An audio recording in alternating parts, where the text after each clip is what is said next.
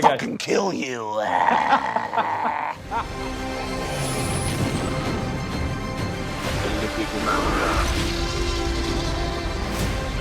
Where we're going, we don't need roads.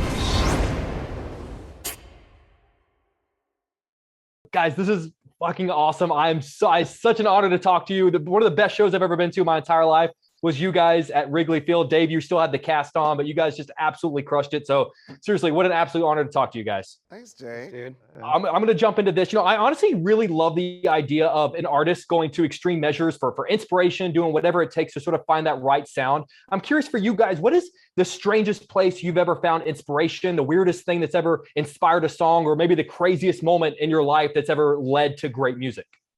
Oh my God. Oh, well, we've traveled all over the place to make records. We did that HBO series, Sonic Highways. You came here. That's right. We came to Chicago. We That was first place. That's right.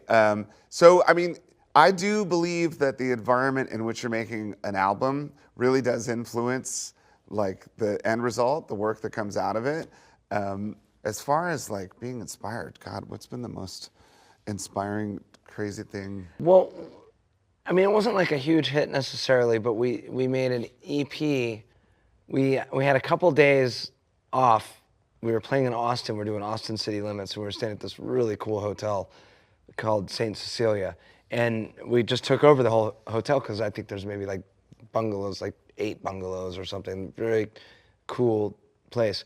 And the bar, Dave was just sitting there the day we got there, I remember, and he was like, we should make a record here because we have a couple days. I don't remember exactly what it was, but so we literally just had our sort of practice equipment from the jam room that we have whenever we play, brought over by the techs and set up in this bar, and we're literally laying tracks before we were on our way to go to Austin City Limits to do our set. That might be the most successful, productive thing that's ever happened at a bar. I don't know. I've had some successful nights at bars. Hey! Sweet music. Yeah. I gotta tell you guys, after watching this movie, I'm now realizing how many more movies would be better if Foo Fighters were in them. I'm thinking Godfather. I'm thinking Jaws. I'm thinking Raiders of the Lost Ark. What is a classic movie that you would love to plug the band into to see how much better Okay, it was? I'm just going to throw this out there, and I want everyone to know that this idea is ours, and they can't have it. No one's made the Gilligan's Island remake yet, okay? And I feel like we've already talked about this. We've already cast ourselves as each one of those characters. Am I Ginger? And I think you're Mrs. Howell. No, Taylor's Ginger. You're the professor.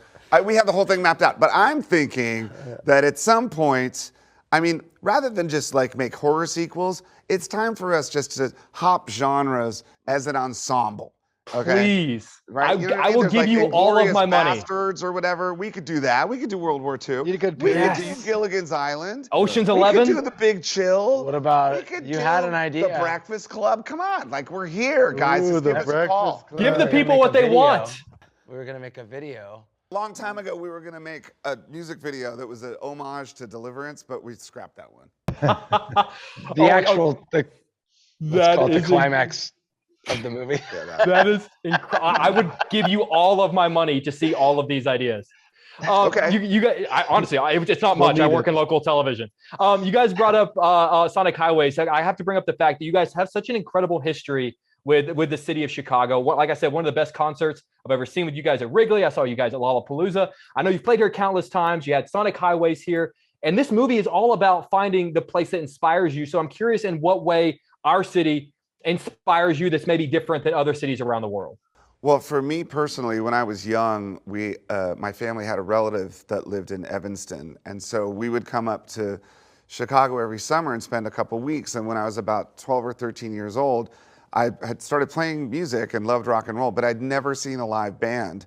And came up to Chicago for the summer and went to the Cubby Bear one night to see a punk rock band called Naked Ray Gun. That was the first time I ever saw a band on a stage, was Naked Ray Gun. And I stood there in front of the lead singer in that little corner bar, and I thought, okay, I'm gonna do this for the rest of my life. This is what I'm gonna do. So that summer of 1983, 2003, I think it was, completely changed the direction of my life. And I have to thank Chicago for that.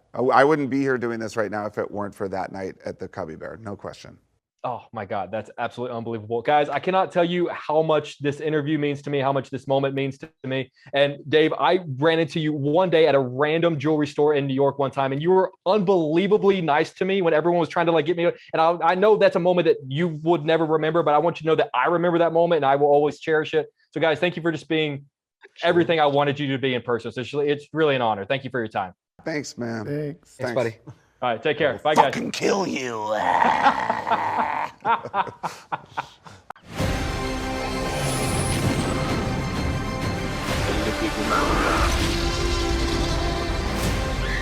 we're going, we don't need roads.